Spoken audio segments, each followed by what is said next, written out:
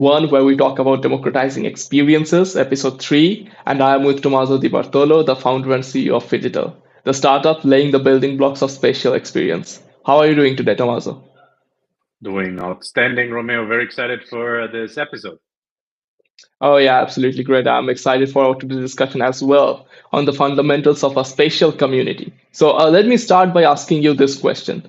The idea of phygital has its roots in the metaverse and other forms of virtual worlds. What do you think they missed, and what makes you confident that phygital and its products like Vivi is going in the right direction? All right, two questions in one. Let's tackle the first one. What do I think they missed? Well, the question is, did they miss it? Right. So every time that you actually build something new, a new industry, a new category that maybe shapes a new behavior, right? You are taking truly a new attempt on how to build things, technologies, and then test it on the market with the potential target audience, which everything is a hypothesis, right? And the hypothesis obviously need to be validated, and so we got to a point where this category that was coined, by the way, back at the time, already a few years, a few decades actually, through the book, it was coined the metaverse, right? And then it got again, it got again to be reused, if you so want, right, for a new category, right? It created this immersive worlds. I think that one aspect how it was conveyed was that the immersive worlds were more understood as linked to VR, and actually that is not what it was, because the metaverse was not VR, but actually was platform agnostic, and especially, obviously, our digital belief is that this topic of metaverse will truly get traction when you have a physical digital dimension and not just a digital dimension, right? Then I think also one element that was strongly conveyed in the early end of 2021 and then 2022, while we had this metaverse early VO1 attempt, I call it, right? Because I do believe that there is, a maturity, following some maturity stages and some maturity phases on what the metaverse is to come, right? Is that metaverse was very much linked to decentralized infrastructure, primarily actually to games that were played to earn, and therefore blockchain, and therefore cryptocurrency. So it was kind of all mixed into one pot and say, wait a second, what is metaverse? And if metaverse is decentralized, then equal cryptocurrency, and no, we don't want that, and therefore we don't want the metaverse, right? Kind of these mix of ingredients, right? And then maybe another very important aspect is, the metaverse was kind of annotated and put in an angle with, it's a place, right? It's almost like, okay, you go on a browser, www, I don't know what the name dot whatsoever, right? And this is the metaverse, because you have now a an immersive world on a browser, where we have invited users to visit certain immersive experiences in a browser. And I question that ever since, by the way, also through the book that I co-authored, right? And obviously, I give life then to Phygital, which the metaverse is not a location, right? But it's truly an extension of our real life. So to go back to your original question, Romeo, I don't think that the metaverse was a failure, if you so want. I think that the metaverse itself gave actually a huge, great beginning of this new dimension where the physical and the digital becomes one, right? By the way, when we talk about physical and digital creating an impact on humanity, we can always talk about things like experiences that impact humanity, right? And I think that the metaverse will just augment, enrich, empower humans to feel more. The reason for that is because it becomes a layer, an intelligent layer on top of the real world. That's what we do at Phygital, right? so that you will be able to do more. So switching to the second question, what is it we do at Fidgetal, and why do we believe we are going in the right direction? So unlike others, that were embarked upon this traditional, let's call version 01 metaverse, which was I create a game-like experience in a browser and I drive traffic to a browser, and on that browser I provide there some pre-designed worlds where people supposedly benefit from buying things. By the way, awesome, love this experiments, Yeah. right? That's how we learn Mhm. as entrepreneurs, right? Kudos to all the entrepreneurs out there that have embarked upon that, right? Without mentioning any names. Um, we at Fidgetal, we have always since day one, since inception, right? Believe that the true value creation of what once was called the metaverse, and maybe now we call it something spatial, right? And we call it spatial experience, right? Is truly created when when your physical world gets an intelligent layer, a visual intelligent layer that provides benefits in your everyday life. So you shop and you get an enriched way of shopping in your everyday life. You commute and or you walk from A to B and you get an enriched way. You are just walking and listening to music, and your side sees the downtown and the streets in a different ways, or can engage in a different way. So we believe that the novelty of this once metaverse, today spatial, right, is truly not the browser, right? Not the screen, but it's more the Mhm. screenless approach that we are going to have, right? Now, are we Right. going to have a screenless world? Absolutely yes. Is it some years out? Absolutely yes. Is it the right moment to start? Absolutely yes, right? Because you need to experiment, right? So yeah, I'll hand over to you again, Roman. Okay, yeah, that's a really cool answer. It's essentially that metaverse is not a place where you can go, like you download an app or you basically log into something. It's essentially just another layer that you have access to, right? It doesn't necessarily have to be a place where you sell real estate and Snoop Dogg becomes your neighbor, like what was happening a couple of years ago, right? That's a great explanation. So that actually leads me to my next question. What is like, what does the tech stack of a spatial platform like Phygital look like? I know you introduced the Aber stack, the AI, blockchain, and augmented reality stack. So how are you using it in Phygital's case? I love this question, and as an entrepreneur, I like to respond always with, which I'm primarily obsessed with, behaviors, and that's what I Mhm. focused on, right? I mean, you know that I've been having the pleasure to be part as a faculty at the Sutarja Center at UC Berkeley Center for Entrepreneurship and Technology. I've been focusing ever since on the topic of Web3, not just at the Sutarja Center, but also through the investments, right? And what I've been having the great honor to observe is that at what we do at UC Berkeley, we truly make and break and innovate with these brilliant minds, right? So we are known as one of the most active public university that drives truly innovation. So we innovate. All right, great. So we innovate with whom? With this next generation, right? So and in this process of innovating, you see that the way that they are approaching, reflecting, right, it brought us to the understanding that this next generation, Gen Z and Gen Alpha, is not going to be socializing, living the way digitally, right? The way that we have done it in the last, let's call it 25 years, right? And we have been Mhm. establishing markets such as the social media industry, right, which ultimately become media less social, right? Or even the gaming industry became for players, right, which is phenomenally growing, right? But also there you are seeing a lot of in the year 2024, a lot of innovation and moving into the game, so that it's taking actually the game into something that is new, right? Going back, you asked me about the stack. I say, well, it's less about the stack; it's more about the needs. The needs of who?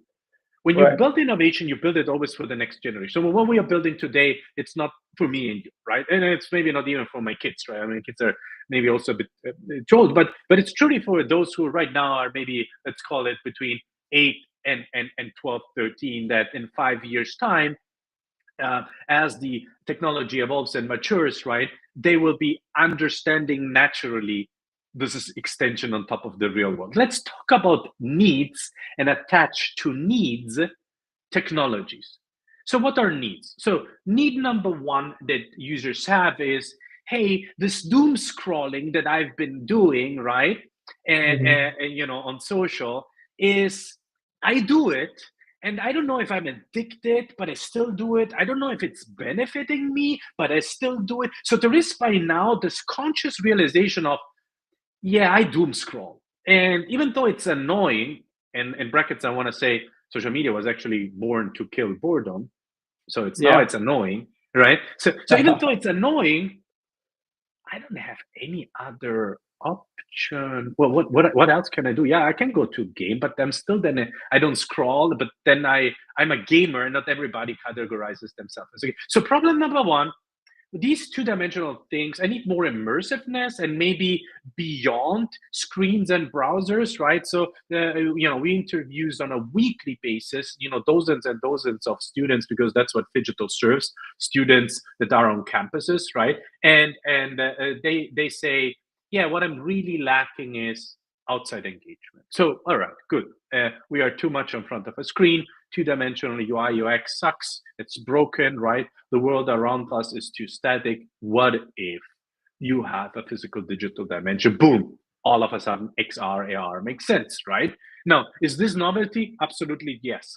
Does it need to be experimented, as I was saying before? Absolutely yes. But this a statement of what I need, and then going back to the stack question, you need an augmented reality environment that is seamlessly integrated with the real world, so that when you move from one class to the next class, when I commute from my home to the car, when I commute and I walk, right, that I see an enriched life. Imagine only what it means in a couple of years, you to be living a life where whatever today is static and analog and disconnected, at the right time, at the right place, you have the right way to shop, a right way to mingle, a more pleasant way to interact with something. So, Romeo, answer number one, AR, and today may be called spatial because it considers actually the motion and the environment, is the one step. Okay, so that's number Right. one. Number two, Yeah. how does this environment that we now create on top of the physical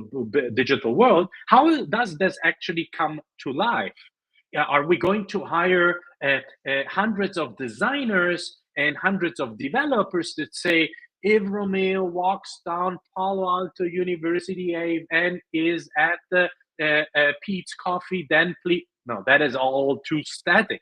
That is all too much effort, right? By the way, this entire industry, which is called as gaming, that's how they built their games, right? To basically design the motion and the graphics. But now with AI, with intelligence, say, wait a second, I understand Romeo, I know about Romeo. How can I build something at the right time, at the right place? So if Romeo is in front of a Pete's, right, and he engaged most recently with something that is related, then show please X, right? And so that could be basically the infused and the injection of the AI, which is at the right time, at the right moment, finding something that becomes meaningful to you. And I want Hmm. to also emphasize here that if we do it right, actually, Romeo, we're going to use absolutely less screen time, because you're only going to see things that matter to you at the right time, at the right place, as I was mentioning. So, and that's the answer number two. So you have a spatial environment that is highly injected or goes hand in hand with Gen AI, that creates environments that I call spatial experiences, also called point of experiences, that become new hubs for humanity to socialize, to shop, and definitely to mingle at the same time, right? And last but not least, from a need perspective, and how does this tie into a stack? Again, a lot of statistics are shown that with all due respect, with the entire industry of NFTs and cryptocurrencies, right? Guys, you cannot build a community by paying a community. Or actually, let me rephrase. Yes, you can build a community by paying a community, but then it's not an intrinsic motivation, it's an extrinsic motivation, meaning you have giving them something when the value that you have promised them is actually the monetized value, right? And even though you are promising them to have in the future a product, they didn't come because of the future promise, right? And don't delude yourself of that, right? That was one of the biggest misleading product market fit illusion in the version 01 of, hey, we have a huge community. No, you are paying somebody that is actually called a retail investor, and they're diversifying their portfolio by risking and being part of something that eventually brings a value to them that is called a product, right? So what you want to do here is to understand really what they want, and what the user want is ownership, absolutely, yes, of data, privacy of data. So you want to take the blockchain infrastructure, the decentralized ledger of an infrastructure, right, and have decentralized identity so that they can access seamlessly other applications, right? And they want to also have ownership of their assets, right, when they do something, right? Because when you own something, you have a different emotion towards that ownership, right? It doesn't necessarily, but please don't throw this into the bucket of cryptocurrencies and alternative coins, right? So it's really focused on the three things. It's an environment that is spatial, an environment that is created at the right time through AR, and it's a decentralized stack, right? To answer your question on it. That's very interesting. Two things that I like the most is basically you have essentially your personal AI model that is essentially it's very familiar with you, and then whenever you need, it basically shows up with a special environment. But at the same time, that brings to the question of ownership of your own data and how if it's stored in a central server, someone else is essentially storing all of your personal data, and they can sell it to anyone, and they will have basically a very good idea of what your entire life is about. Like, and that's where the decentralized factor of the blockchain comes in, right? Absolutely, yes. Mm-hmm. That's super interesting. Yeah.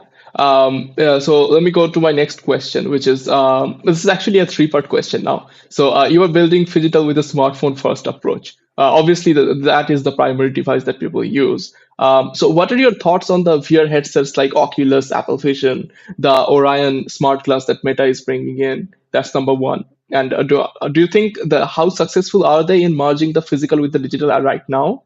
And what do you think they will be able to do in the next few years? And how would Phygital and Phygital based products like Fury would use these tools? All right, cool, awesome. So, by the way, I will be asking you maybe about the one or the second or the third question because my brain is not on a blockchain. But let's tackle Yeah, no let's worries. tackle the very first let's tackle the very first question, right? Okay, yeah, sure. You said Phygital is built on a mobile first. The next question that I would like to maybe enhance is why is it first built on a mobile, right? Because over the next 2 to 3 years, we foresee that since the iOS kit and iCore, every newer mobile device has very performant physical, digital slash spatial experiences that can be created. So what once was known as the Pokemon Goes of this world, right? Or where was a huge success, obviously back, what is it, 11, 12 years ago by now, right? And that was maybe the biggest success ever since, right? Now we have really advanced devices and advanced infrastructure that empowers a more performant experience, and therefore a better usability experience. Over the next 2-3 years, revenues will rise in AR. We're going to see a wave, and I consider these applications actually as the applications that are putting themselves in pole position and positioning themselves in first row for the switch to the smart glasses, right? So because the engagement, physical digital engagement, right? That especially when it comes to a more social, more natural physical digital engagement that is not steered through a game design where you say go here and you can do only that, right? That's more the Pokemon approach. But you say wherever you go, something can be created for you, such as we do at Phygital, like we do contextual quests based on where you are and based on your current most recent affinity, right? These are things that require performance, and smartphones. That's the reason why we started out with smartphones. Now, within the usability experience slash the design itself, we have already a certain set of specific actions that are hand free and gesture free, right? Even on the phone, Right. right? And we are Hmm. actually indirectly already testing certain specific actions through the phone, even though you don't have the smart glasses, right? Because I like to say that, if you have a phone and you have it like this, but then you tilt it like this, you almost have, this example of what the potential experience is. Now, people say, well, this is not the same, Tommaso, because you need to hold it. And say, yes, but what we are doing in the meanwhile, we are maturing the learnings rather than ideating thoughts and concepts on what the smart glasses are going to be. And the second thing is we are building a community of early adopters that I like to cite, and like Mike Maples is saying, of co-conspirators that understand the vision, believe where it's going, and are ready to embark now already into this future vision, right? What was the Right. second question? Roy, Uh, I had mentioned yeah, it. I'd ask you. the second question is, have you used the VR headsets that we have right now? What do you think? How successful are they in merging the physical with the digital? Uh, I do believe that the actual virtual reality headsets that have primarily known as more bulky hardware, right? That have Hmm. most of them also primarily in-home use cases are again phenomenal to mature this entire market, right? Since the release of the Oculus Quest for $350, right? I mean, that is phenomenal, Yeah. right? I mean, these are conditions where humanity says, I mean, 350 doesn't hurt me. I'll buy it, right? And then I'll start understanding and I'll start creating a new behavior around these conditions, right? Rather than paying 10x the amount where you say, now that is already a different reflection that I have, right? So these are all in favor of shaping this new behavior, right? That is going to Hmm. be immersive, it's going to be pleasant. I do believe that in the future we are going to have interactions that will be starting throughout mobile phones in connections, maybe with, as we were seeing, with bracelets, and those bracelets then connected with smart glasses, right? And if you truly want to have a purely immersive experience from a quality perspective, right?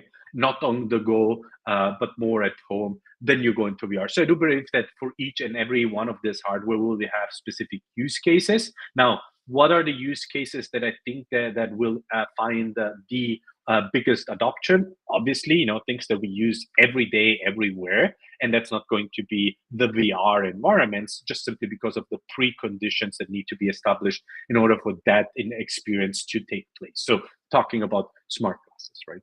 Yeah, yeah, yeah, sure, absolutely. Like for everyday use, you want a smart glass. But for example, if you want some dedicated experience, like watching a movie, a VR headset doesn't hurt, right? Because you already go to an IMAX to watch a movie. So, it's like everything has its use cases in different areas.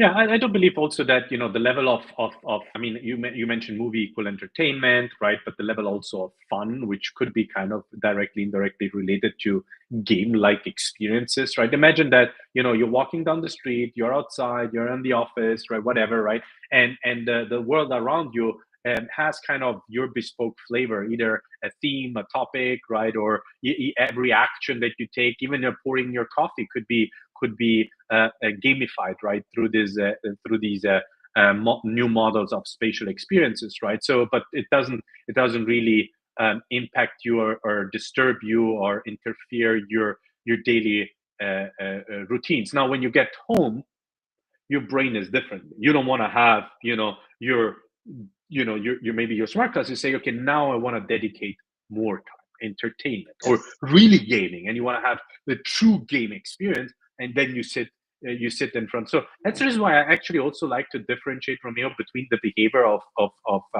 a game is for gamers and you play, right? And Yes. playful experiences is for everyone, right? So playful experiences are when you have fun, and you're surprised about a usual activity that could be boring, like I go to a bakery and buy something, you don't expect to be fun, right? Because it's a very transactional, tactical thing. But what if that intersection, from A to B, could be actually bespoke, could be having your theme, could be actually a way of mingling, could be actually something that is fun, but it's not full immersive, right? Right, right, right. Absolutely. That was amazing. Thank you, Tommaso, for your time. Everybody that is watching, if you want to join Phygital in this journey, go to Fury.world and sign up. And yeah, we will see you again in another episode. Thanks, Tommaso. Have a good day. Bye bye. Well, in another episode or in the real world. I'll see you later. Thank you Oh, so